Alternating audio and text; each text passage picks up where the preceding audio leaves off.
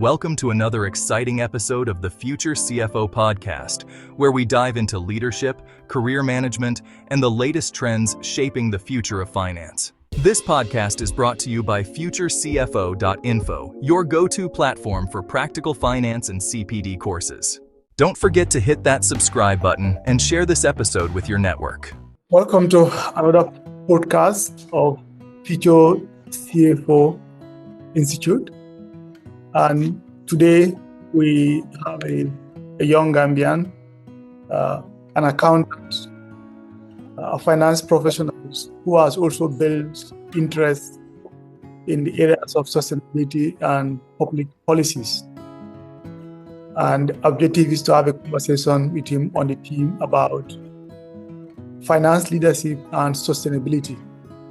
Welcome, Mr. Mamadou Esfati. Thank you very much, Mr. Sawane. I'm glad to be on this platform. Thank you very much once again for taking your time having this conversation about the finance leaders and our roles in sustainability. But before we go into that, I think it would be good for our readers to know a bit about you, your career journey. I know you've been in auditing, you've been in banking and finance, and today you are serving as a head of finance at NAWIC. But if you can tell us a bit about your career journey and what inspired you out of many other interests that you build towards sustainability. Thank you very much. Well, basically, I'll start from saying that I'm from the village. I'm from Kuda, and that's where I did most part of my education. And then I moved to Nusrat High School, studied the ACCA and also the Certified Public Accountant courses. And I did some accounting courses in relation to sustainability. And later in 2023, I got into sustainability. And that was because I got a scholarship to study in South Korea, at the Korea Development Institute. So it's a national university, purposely for the public services. Those in the public service to learn about different public policy instruments. So that's why I studied. But again, I started my career in the internal audit functions with the credit unions for a couple of years, National Association of Cooperative Credit Unions, NACOC. And then I switched my career to the banking. I spent about 3 years at Megabank as an internal auditor. Then got an opportunity with GIZ, the German International Development Corporation. That was a security sector reforms project where I worked as a financial controller. And then I got an opportunity to work with the World Bank project on fiscal management with the Ministry of Finance. So that was the project that supported the digitalization of the procurement process and also the tax systems in the Gambia. So, and then I joined NAWIC. So I think NAWIC has influenced my entire decision on sustainability because when I joined NAWIC, I got to understand more about how energy contributes to global warming. And as a finance person, I think it was the role of, finance role plays a major part because we play from the role we play starts from the onset in terms of project development, in terms of procurement, in terms of project evaluations, financial evaluation and technical evaluations, and all the way to project implementation. So I see an opportunity that, if I want to contribute to climate change as a finance person, I need to understand the area, the industry. That was why I got into the sustainability area, studied finance and macroeconomics. But the public policy as a whole, for you to grow in your career, the later part of it, you would realize that most of the work you do is about public policy. So that's what got me interested into the area. Thank you. Yeah, thank you very much. I like the fact that you mentioned that in terms of climate change, it impacts finance play a key role from the development of that project. And to give an example, in where we work, when we are buying an equipment in the areas of ports, we tend to ask, how would this equipment contribute towards our climate, our goals, as in in order to reduce carbon emission that the company is emitting. So that means if finance professionals understand how to go about developing a project, how to go about allocating the capital, that becomes key. And I think we'll come back to the issue of capital allocation. But when we talk about the project development, it means we are setting up some goals or we are setting up some targets there. And for us to assess those goals, it means we have to report. And globally, we know sustainability reporting, some will call it ESG reporting, climate change reporting. There are many of them. But of course, there are some few standards that are becoming commonly accepted. And of not long ago, we saw IFRS has set up a body on sustainability reporting where they even issue a standard on S1 and S2.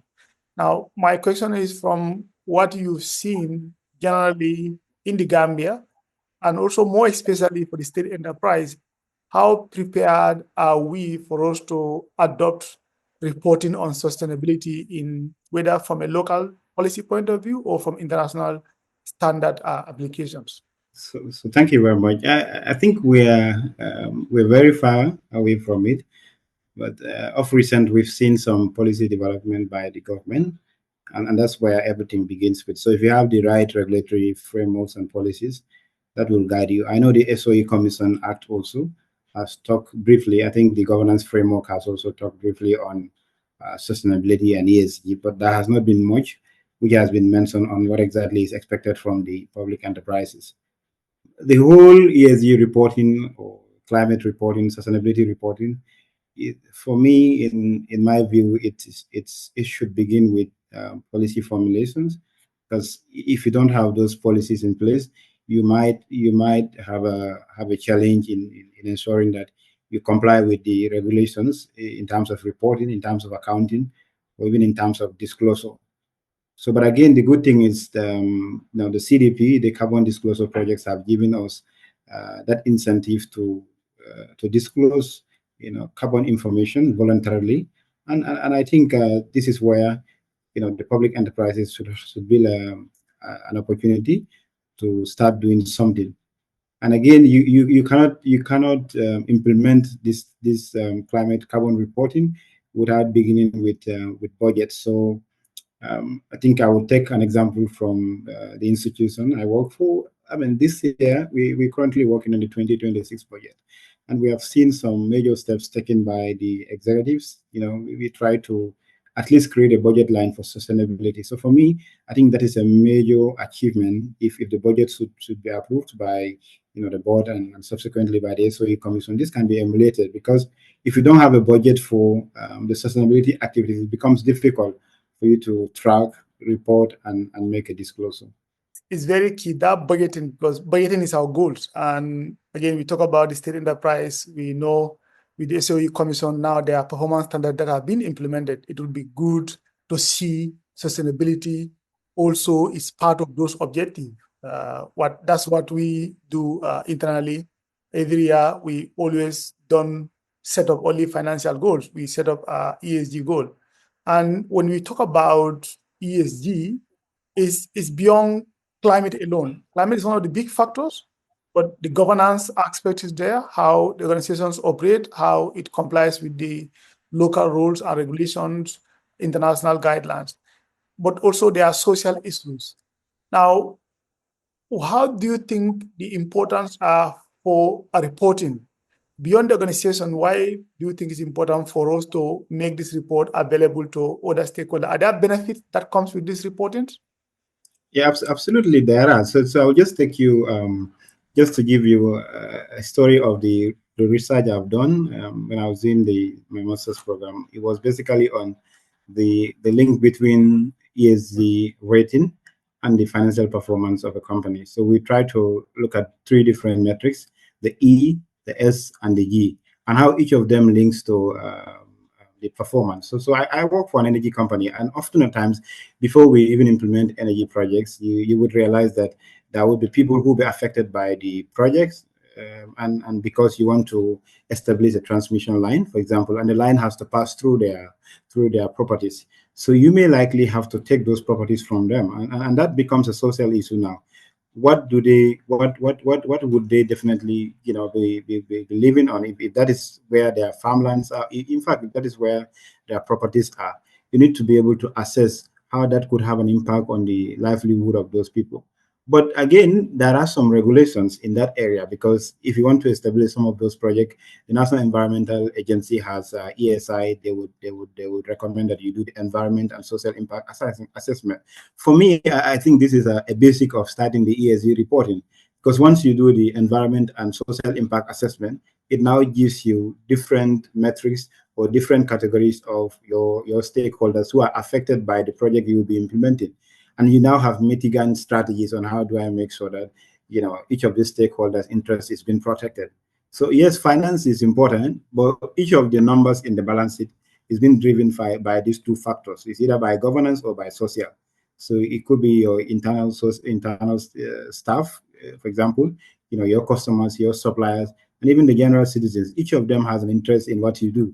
So for me, I think in adopting the ESG reporting and also adopting the sustainability bit of it, the environment, the climate part of it is important. Yes, the environment side of it is important, but then you also need to understand that even that climate impact, even that environmental impact, is being caused by people and us, and also by weak governance. Because if you have strong governance in place, that should be able to monitor and control how people behave, and there should be punishment when people behave, and that's when governance comes into play.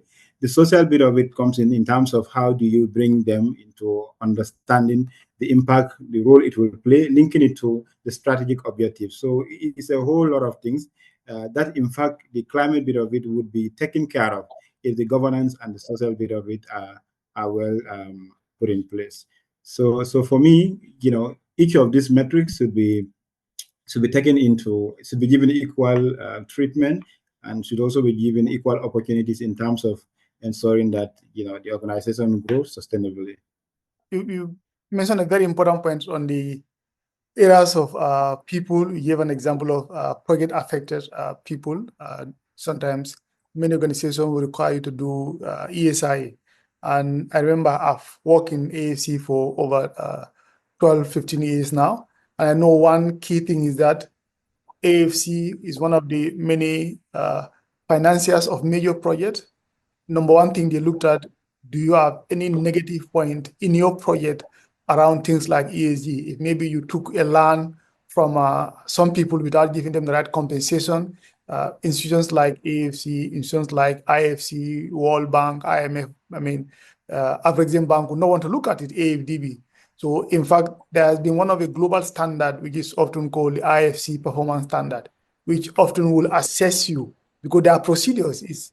I know sometimes people will feel like, oh, this is our land, it's a government land, we can take it from them and give it to the other people without compensating them. But no, as per IFC standard, there is a procedure, there's a way you have to sort of compensate those who are affected, even the people's, let's say, where they used to worship. In some countries, I've seen that. They will say, this is our shrine. You can't move them. I've seen a project where they have to circulate. So this is important for people in finance, because when you are raising money, you wouldn't know, you think I have a good project, I just simply go to banks, they're going to finance it for me. And before you realize, you get this bottleneck. Locally, I'm not sure there is any requirement that are imposed by our local banks when they are doing this finance for project within the country. But beyond that, are there opportunities for the bankers in terms of building a policy around a more stronger policy around ESG within the country, or let's say within Africa in general?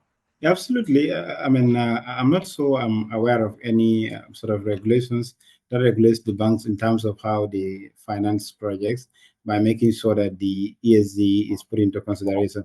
But I see a lot of opportunity in this. Because there was a customer, I wouldn't name the name of the customer, but he was involved in where a community actually protested against the sand mining of that particular customer.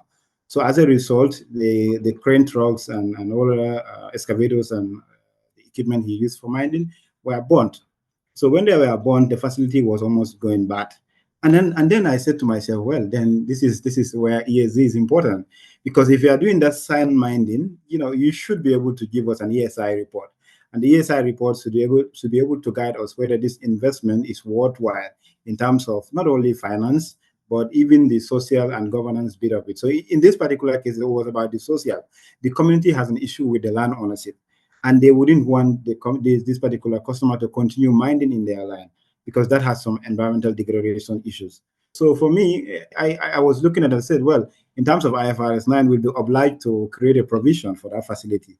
But if had it been there was ESG properly implemented and structured, we would have at least made a proper assessment. And in fact, the impairment laws would have already been passed at the initial stage of issuing that liability on, rather than waiting until the customer had that issue, the trucks were born. But all of these things, sometimes when I get to understand, read about ESG, I try to link it to that bit of it. I said, this is an opportunity for the banks. You can help a lot of companies to grow. You can issue green bonds, for example. And now you have a lot of projects that are in place. So once you issue those green bonds and look for businesses that are definitely promoting green, and you give them those facilities, but you would also make sure that even if they are not doing full-blown ESG reporting, but at least provide your basic metrics to say you must tick A, B, and C of the ESG metrics. Then we know that's the beginning. So as you grow 1-2 years into it, you become more experienced in it, and you will see your weaknesses. So yes, there are a lot of opportunities for the banks. In fact, most of the financing available for major international financial organizations now, they make sure that you follow those ESG metrics. So very soon, Gambia would be trapped, into this, because I know of recent our partners, the World Bank, the IMF, they started asking for these things. And anytime in management meetings, I bring this up to them that, look, we will be trapped into this. Before we are trapped, why not we, in fact, start to change the entire structures? Because, I can tell you our organizations do not even have, at the governance level, there is no structure that ensures that we have sustainability within the company. And often at times when you talk about ESG or sustainability, the first thing that comes to our mind is health and safety. I tell them, well, health and safety is a component of sustainability, but itself as a standalone is not sustainability until and unless the organization structure at the governance level is being able to incorporate sustainability. We wouldn't be able to do much, and we will be trapped because the whole world is moving towards that direction. So I think the central bank and the Ministry of Finance, they are trying, to be honest. Of recent, some 2 weeks ago, I was in a validation of the Gambia Climate Financing Strategic document, and this document tries to looks at how do we promote investment into green areas. So green investment. So I know if we have those policies at national level, then the banks need to quickly act, because the fact that you have those policies in place, they are preparing for the capital market to be more effective and efficient. And for the capital market to participate, to be more efficient, the private sector need to drive it. And that's when we need to start this education on ESG and have those policies. So for me, I think at a national level, there are some significant efforts being made. So at the banking sector level, the central bank can also speed up, make sure they make alignment to the same policies, and ensure that the banks are, regulated, and the regulation also brings in sustainability into the equation. I very much agree with that. I've also observed that of recent there have been a number of policy directions at the government level, and now is to see how best we take this to private sector, even if it's going to be a voluntarily policy where people can adopt them in a phase form. Then maybe another 1 or 2 years later we can make it compulsory. But indeed, we could be trapped in some areas. You know it very well. This carbon adjustment or something similar that's coming out of Europe. I think there are some areas of Europe, they will not accept you to export to them if you don't achieve certain level of climate impact assessment that's not being done, or reduce your carbon emission. They may not even allow you to export to Europe.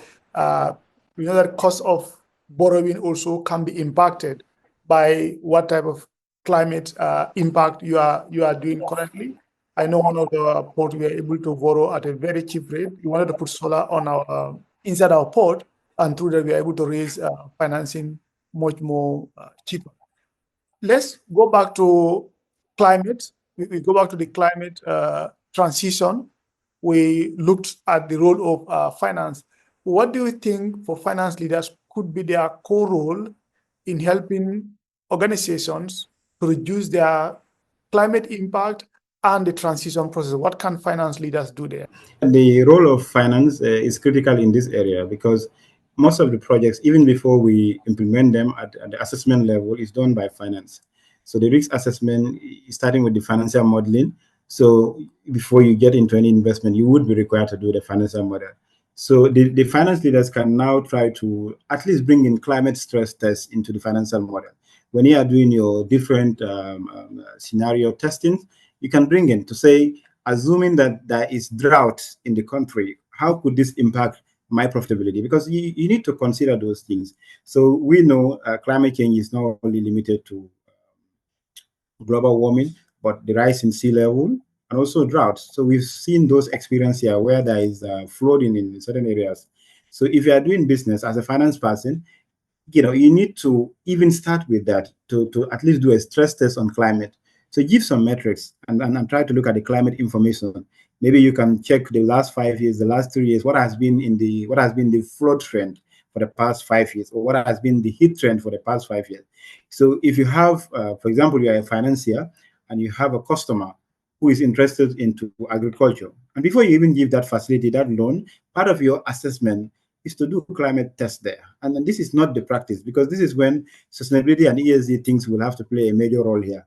You can test to say, if the heat level has gone by 5%, the crops the farmer is going to cultivate, will they be heat resistant? If the crops are not heat resistant, the produce of the customer will definitely be poor. And when the produce are poor, how would this customer repay the facility that has been issued? So this is a role that is mainly played by finance personnel. So it's either by the credit officers, which are equally finance personnel, the treasury officers, or their finance analysts or financial accountants or management accountants. So for me, it's to start at that level where you are designing the projects, try to consider the impact of climate. So on the side of flooding as well. So we know Banjul and certain part of Telending and other areas are experiencing flood. So if you have a client who wants to finance a business or in fact build a headquarters around that end, you can assess to say, if the sea level should go up by 2 or 3%, there might be potential flood, and this could impact the business. There might not be any business activity for a week, for a month, or the whole of rainy season. How would this impact the sales of that business? So that needs to be put into consideration, and that is the beginning. So from there, I always try to link that to the concept of accounting. We are known to say, well, the basic definition is to record, interpret, classify, and make disclosures of financial information. So that's the same concept which is applicable to climate accounting. The first, you should be able to record, interpret, classify, and make a disclosure of those climate informations that will impact the balance sheet. So for me, the whole supply chain, or in fact the whole chain from the starting to the end, finance play a major role, because from the appraisal level, it's finance. To the implementation level, finance always play a major role. And even to the reporting side, finance play a major role. So that's why there's an opportunity for the finance professional to always try to at least make some voluntary, even though the regulations are not strictly enforced on us, but we can start to take those small steps to do few assessment. And the data are available. You can get climate data online. You can even go to central bank and see the inflation rate, how climate change and inflation rate do correlate. So this can be a major information for us in terms of appraising projects, reporting, and making disclosures. Thank you. Yeah. I think this is where the ideas of understanding a bit of data is important for us in finance. You gave a very good example that most people may think they are remote. Inflation and the climate change factors, they are very much related, because if assuming that the climate change factors cause more drought in our society, let's say we are not producing rice. You and I are from CRR, known to be the biggest rice production region of the country. Assuming there has been a change in the climate factors and rice production has been going very poor, all of us are going to be buying rice.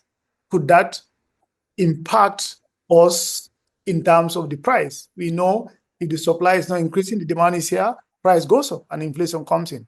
But elsewhere, we buy rice from countries like Indonesia. That's where Gambia buy rice from Indonesia, India, Pakistan, other places.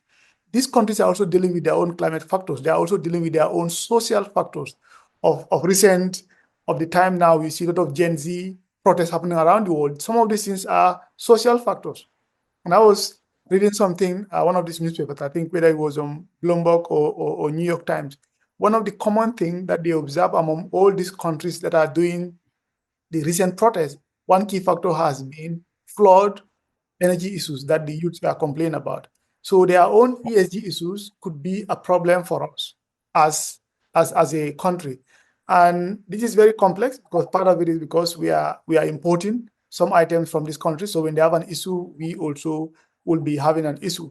But let's go back again to local matters in the Gambia from a corporate policy point of view. You spoke about their data, and I agree with you. Companies can analyze, even if you don't want to disclose it to everyone, you can analyze your impact and manage it within your board and your senior management. But what are some of those policies? Because part of the problem I felt for many of our accountants who have gone to school, probably they've not upgraded themselves. When I was doing the ACCA, climate was not a big topic that you would even see in an ACCA exam, and universities as well. And many of my level and my uncles are probably finance directors or above, so they have no clue and they have not updated themselves on this. But what are some of those policy changes you think the corporate companies in the Gambia can adopt that help them to play a key role in reducing their impact on the society and make more positive? All of this begins with the global policy. So, in 2015, when there was a Paris Agreement, countries have signed for NDCs, their national determination contribution. And Gambia has made several of these. And most of them are in relation to energy, in relation to fisheries, in relation to biodiversity, and all those areas. So each and every national determination contribution the country has given can be adopted at a national level. And I think this is why the government is taking that direction in terms of building those policies that will address each and every contribution NDCs made by the country. So the global level is at the NDC level. So to have those policies at a national level, we have some of those ones. But there are some companies in the country, for example, the banks that are obliged to report on the IFRS. So the IFRS S1 and S2, I know very soon. I think if my memory serves me, is by 2027. It should be mandatory to report on IFRS S1 and S2. So as a result, I think the upper year, the fact that we are in the budget sessions now, so most of these companies or corporations should try to understand that there would be a policy change and there would be a regulation change shortly, because if you're IFRS compliant, you either have to be in or out. So you need to make sure you start planning for that. And I think that is why it's important that we have this session now. We talk about it they can incorporate it in their budget sessions and understand the fact that the policy that is going to trap them in a year or two time, they need to start tracking at least by 2025. If it's too late, but 2026 account, you can start to implement something that is in relation to the ESG reporting.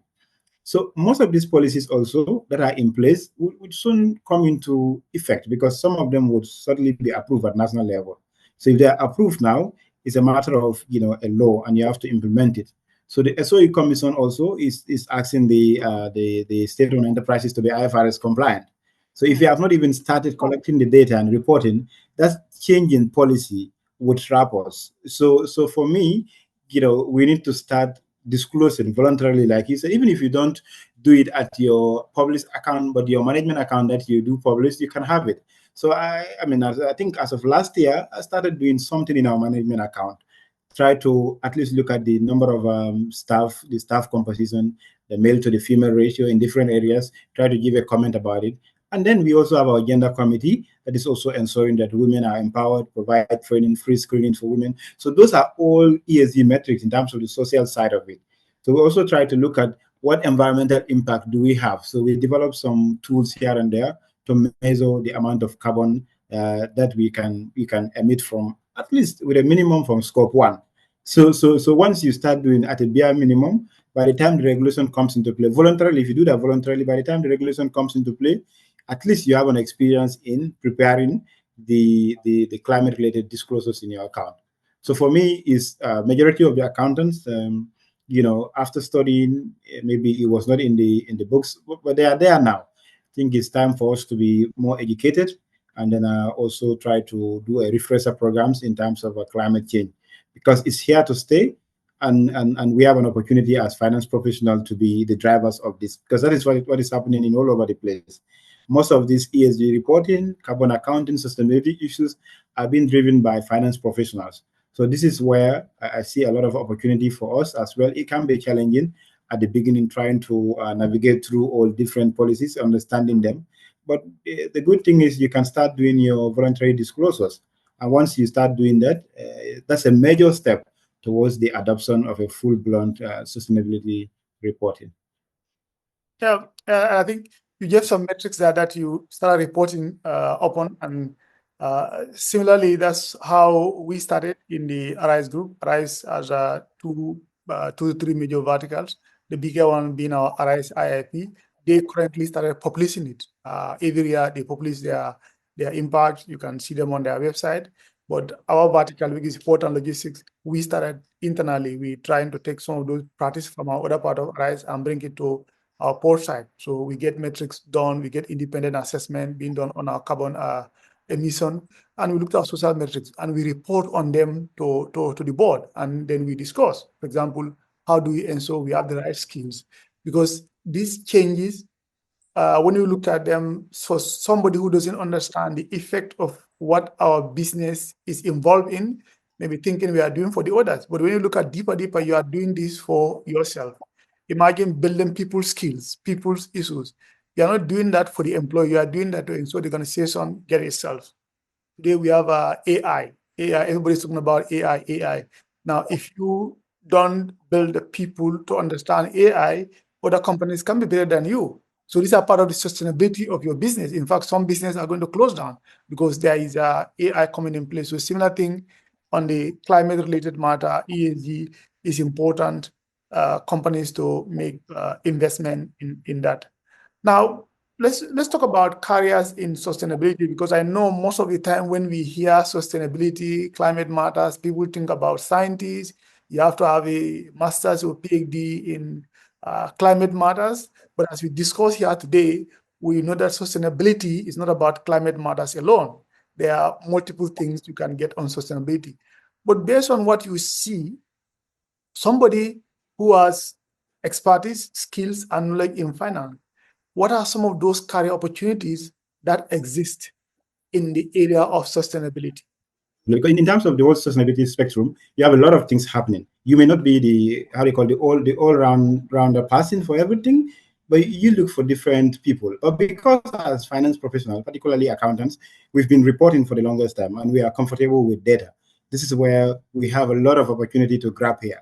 So in terms of all of these things, the sustainability from collection of data, that is the primary role. So if you are an accounts payable officer, for example, you have a career in this, because when invoice comes into play, for example, scope 1 will tell us all activities that may relate to the direct emission of carbon. So if you're an accounts payable officer, you can start to build your career from this level.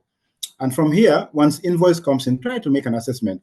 Am I paying an air ticket for an executive who will be traveling to Abu Dhabi, for example?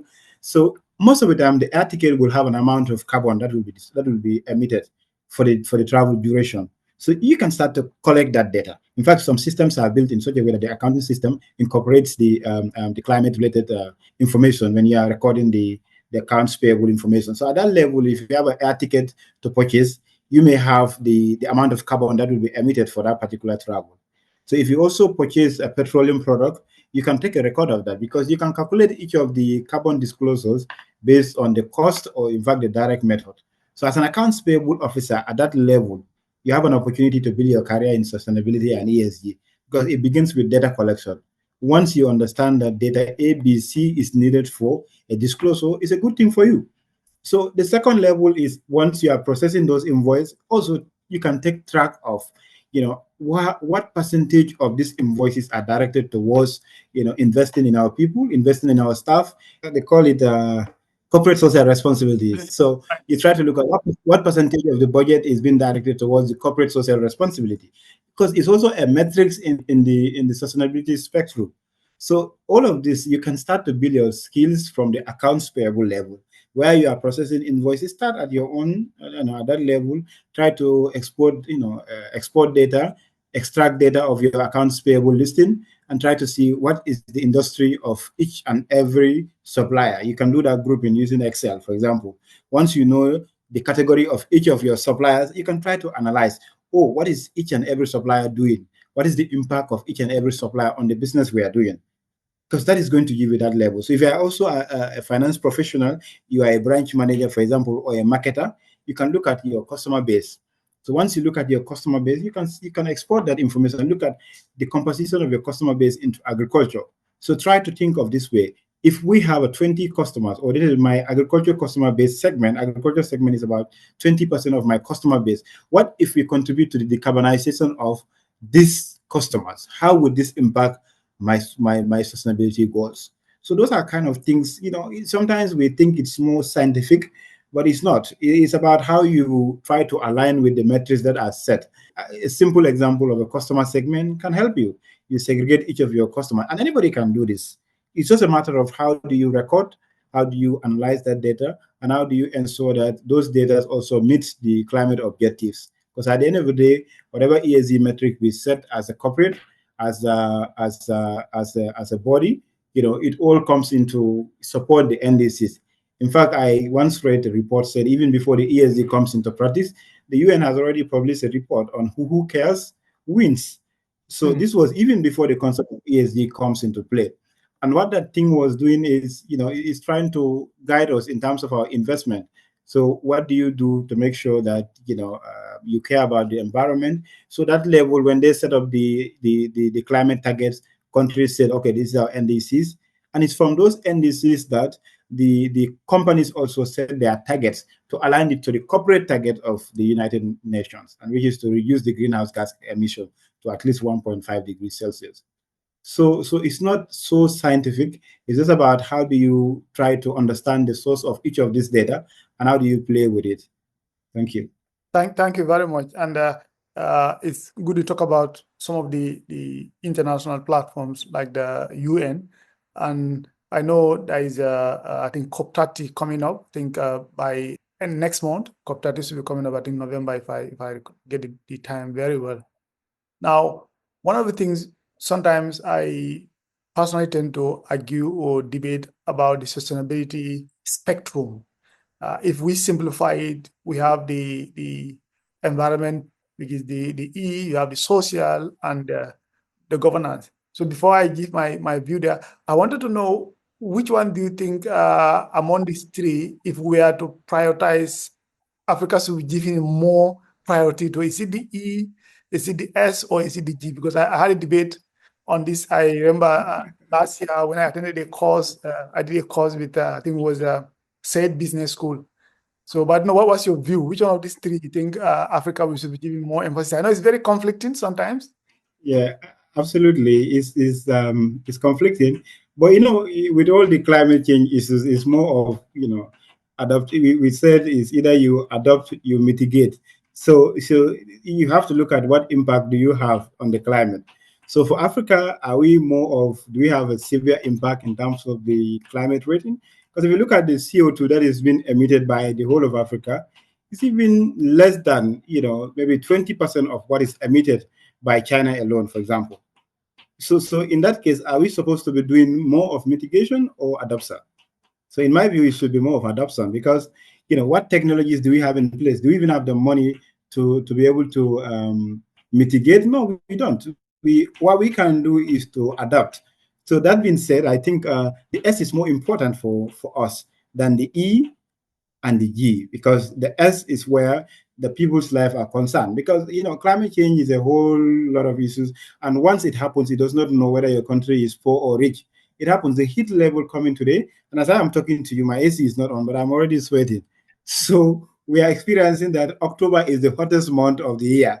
So if October being the hottest month of the year, well, we can link it to the global warming. I mean, is it my cause? Is it my doing? I'm not emitting much as compared to what other countries are doing, but I'm suffering more. So that's why I think my interests should be protected. So taking myself as an example, I'm sweating, so I think the S should be protecting me more. Yeah. That I have more than the G and the E. Yeah, no, I agree, and that's my view as well. S is very important for Africa, like you clearly mentioned or articulated, is that we contribute very, very, very small level of carbon emission compared to other countries. In fact, if that's what some school of thought are saying, if there will be any, the other continents should be compensating Africa for it if we want to have a justice in this whole transition ideology we can adopt, but the social issues we are dealing with, we have over, some said over 600 million people in Africa who doesn't have electricity. They don't have access to electricity. So when I look at those situations, how do you convince? In fact, I remember that particular debate I had in that class. Then I told them, was back then when I was a young boy, we used to go to the bush and cut some trees and use them to do cooking. We use that to cook. We do everything. We have to go and cut trees. I mean, at that time, how does somebody convince me to say, you know what, you don't have electricity, you want to cook, and you don't have any gas, don't cut the tree. Of course, I'm contributing at that time to deforestation, but the idea is because we don't have any other access. So it means for us in Africa, we have to improve the level of earnings for other people so that they can even adopt this technology. Even a gas, to buy even a gas is expensive. If you don't have any money at all, you won't be able to buy a gas to be able to refill it. So it means that our bigger problem is us. And there is nothing we can do if we don't bring the elements, like you mentioned earlier, the inclusion, supporting people to invest in them, they go to school, then the poverty rate reduce.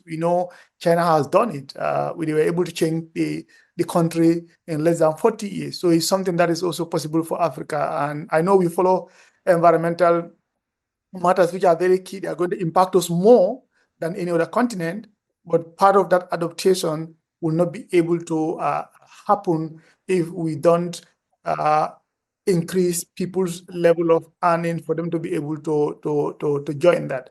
Now, before we start conclusion, what will be your view? How do we create more awareness and about the climate in the country, and more especially for adaptation, for people to be able to adapt, because the effects are there, as you gave some examples before. How do you create more awareness for the others to be able to adapt to the effect of climate change? So for me, it's more of incorporating it in our educations. I think as early as the secondary school level, they need to have at least climate change. I remember once I was studying in Korea, and that was this career day between us and the secondary school students, where they came into our class and they had to do this mentor-mentee relationship. So we had that relationship with the class, and then they pair us with a high school student. And particularly, it was only for the foreign student, by the way.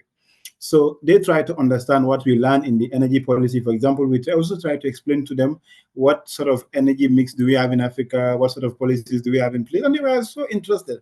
And whilst I was interacting with them, I said, well, these people will have a global understanding of the entire climate change. So that is going to give them an edge. They have not been to Africa, but they have interacted with Africans at this level. So that is going to give them more awareness, in fact, more education, better than going to the school, because the school will give you some notebooks, some textbook about how Africa works. But you work with someone who directly works for an energy company in Africa. And I'm telling you, this is the energy mix there. And this is how, these are the few policies we have in place to tackle climate change. So for me, the curriculum level at secondary school should start to at least introduce a course on climate change. So at the university level, it should also be mandatory as a GR course for everybody to at least do climate change. So we can also try to divert our resources more into adoption. And we equally have a lot of opportunities when it comes to climate adoption in the country, because all these policies are coming into place for a potential carbon offset. So we should be prepared to understand it more. And then because we don't emit more, and we have a lot of projects that we can implement in the Gambia, a lot of biodiversity projects we can implement that can give us potential market for carbon offset. Yeah, and talking about the schools, last week I was in a school here in Dubai through the courtesy of Arise Foundation, where we went to schools at this were grade 11 students, and we had almost a 2-hour session with them. We were just talking about climate change impact, where we talk about the impact on human lives, the impacts possibly on the future, and we spoke about adoption. And it was very exciting when we saw students themselves were giving ideas as simple as, oh, we have to reduce the level of using papers. That could help us. The students themselves now, we are understanding that because they consume more energy, that energy in their houses is also contributing towards the carbon emission. They are saying, oh, we should be switching off ACs. So I think when we start that, as you propose, trying to bring it into our secondary school, maybe we have some climate or impact clubs in schools, and those ideas they can educate among themselves, because sometimes the kids, as we know, can be using resources that are consuming more than what we would want them to do. But we look at it from an economic point of view. If your child leave AC on, the fan on, you say, oh, you are going to finish all my car's power. Now you're not looking at the emission. But when you teach them about the importance of buying their car's power, NAWEC is going to produce more power. And as they produce more power, they're going to emit more carbon. And that will have effect on both possibly today and the future. They could understand their role in contributing towards adoption of the climate change within the community. I think I'd just like to give you, even before we move forward, just an example. I think this year NAWEC organized the water awareness program for a couple of high schools. That was a sort of a competition. It was the water conservation program. And they have given, yes, so Nusrat participated, Farafeni participated, and I think Nasir participated, Amitage participated. In fact, I think the third best schools were Amitage, Nusrat, and Methodist, thereabout. So a couple of schools participated. So last week, we've received a letter that, we've received an acknowledgement that, for example, Amitage School, which has participated and they won a prize, they have used the money to buy materials that will help conserve water. So that was a welcoming idea. So I said, so the little things you do, and believe in me, those high school students had fantastic projects. Some of them were thinking of how can they even make the water cycle to harvest water. That was a project for some people. And if you harvest water, you reduce NAWEC's demand in water production. Because we know sooner or later, Gambia, we don't have issues with water pollution for now, but very soon is coming. We've seen in certain areas like Bansang, Gunjur areas, once you dig the bowl, couple of years, it has iron. So we know the salt is also moving towards the CRRN. And if that happens, our rice fields are in danger. So it will all become a salty water. And that could have an impact on agriculture. So try to educate more and more people, because the more we continue to use those waters, the more the salt water also moves towards the southern part of the Gambia. I mean, the northern towards the northern part of the Gambia. So, those programs goes in a long way. And now we, started to put this in our annual budget now as a water conservation program. So this gives opportunity to students. And we, just last week we were discussing that if we implement some of these projects, I mean, the ideas they come in, we should not stop at organizing a quiz or a debate competition, but the ideas they come in, we should also make sure that we implement those ideas, at least as a pilot project. So I think, starting at that level can go a long way.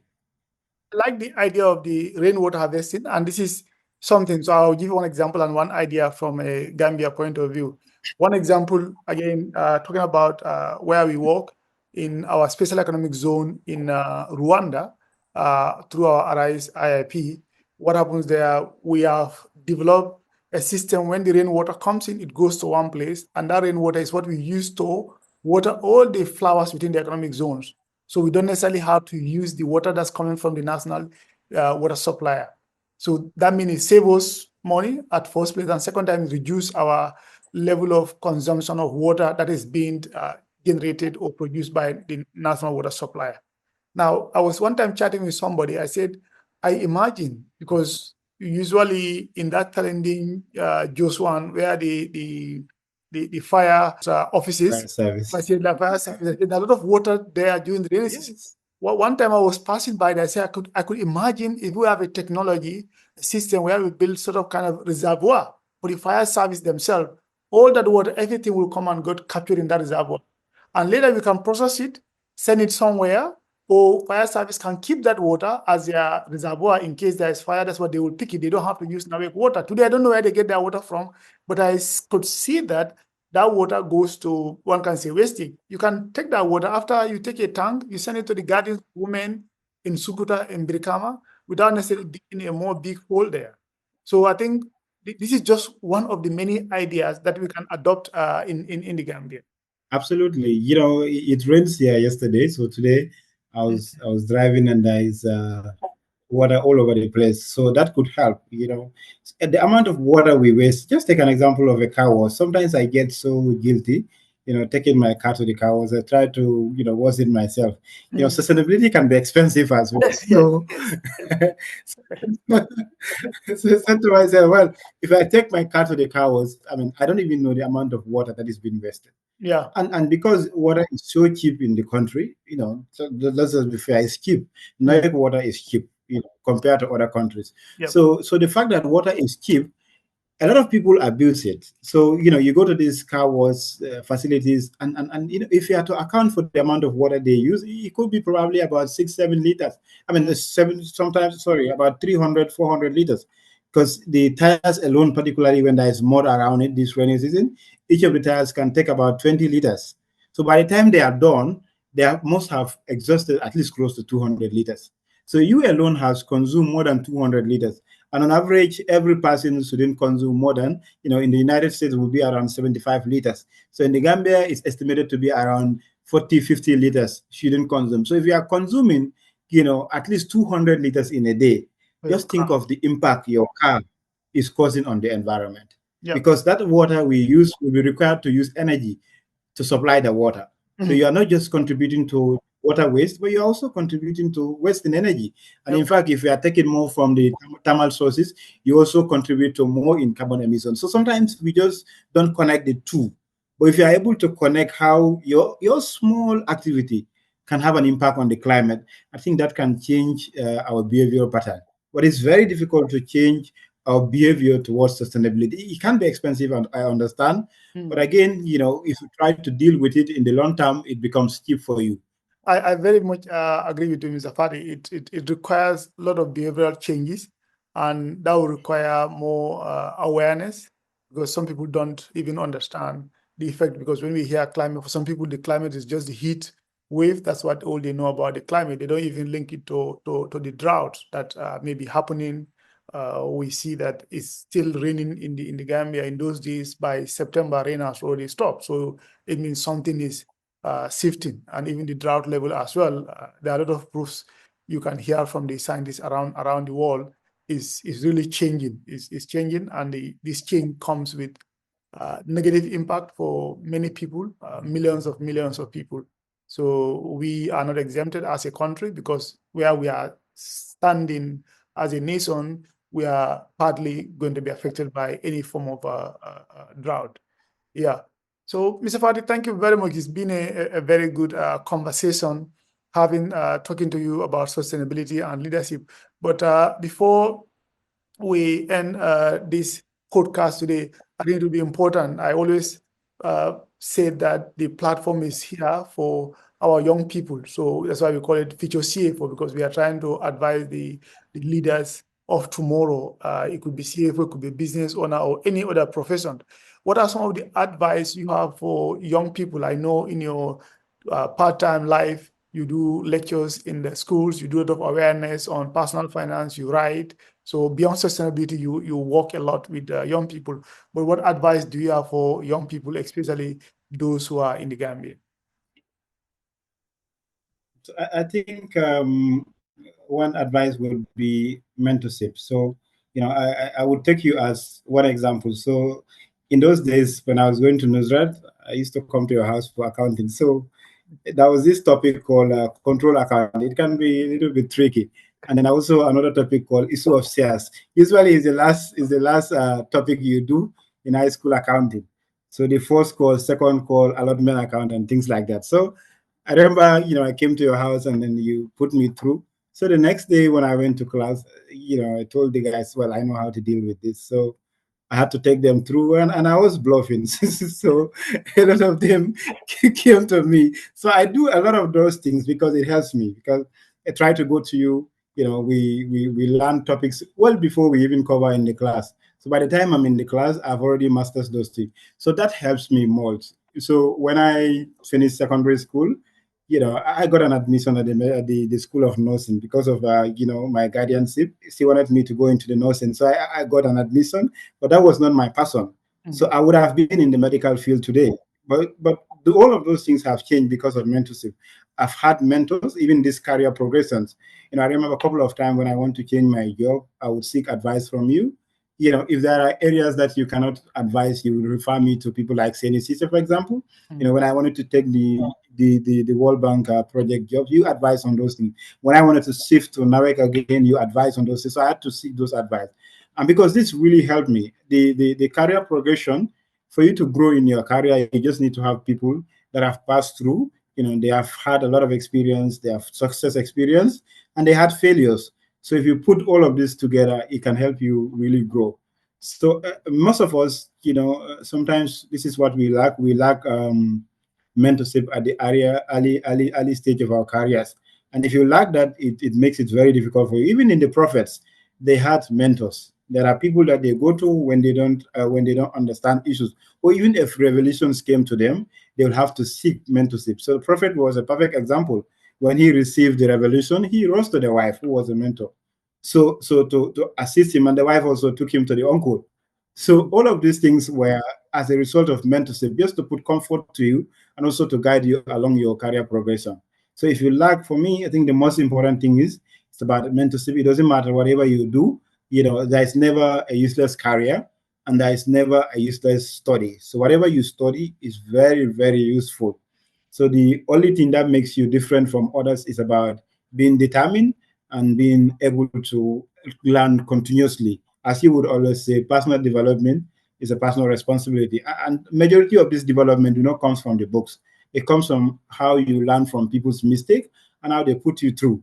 So sometimes, at work, I have a lot of challenge. You are in that leadership role, meeting with the government, at that high level, meeting with international partners, your counterparts, some of them who could even be your grandparents at some platforms. But you are only able to navigate through some of these things because of what you have learned from others, and because they had experience in those areas, they can be able to give you better advices. So for me, for one to grow, you need to be consistent and also need to have mentors around you throughout. And there's never a time that you can say, well, I think I've grown to this level and I should stop having mentors. You always need to have mentors in different areas. It can be a mentor into your own area. I have mentors into public speaking. So I remember when I was in Mega Bank, my supervisor, I should have had assessed me after the 6 months. She told me, I have to be honest with you, Fatih, your report writing is weak. Your English language is weak. Your spoken language is weak. I was not happy that day. But then I took it upon myself, started reading, and that was even what got me into article writing and article publication. So hadn't been, I did not have that honest conversation with my supervisor about, how I perform at work. It would be a problem. But I also did not accept and willing to learn from others. I started, talking to people that are in the public speaking arena, just to learn from them, and they can give me how they're able to navigate through. So mentorship is key. All right. Thank you very much, Mr. Fadi. I think it has been a very good conversation about finance leaders' roles in climate change, including awareness, adoptions. We spoke about how finance can take a role through the project assessments we are doing, where we ensure climate factors are considered and not just only looking at just the climate, but there are other aspects around social issues as well as their governance, which if we do, we give an example about banking, will improve maybe our impairment. And even as a company, it can potentially improve your return because overall it gives you a cost. But at our personal levels, we talk about how best we can contribute to the environment by reducing our consumptions of things like water in the case of the Gambia, and even things like electricity. So, and in conclusion, we spoke about one of the best and the most important thing is mentorship, which I fully much agree with you. But thank you once again, and we hope to see you back in this podcast, the Future CFO podcast. Thank you. This podcast is brought to you by FutureCFO.info, your go-to platform for practical finance and CPD courses. Don't forget to hit that subscribe button and share this episode with your network.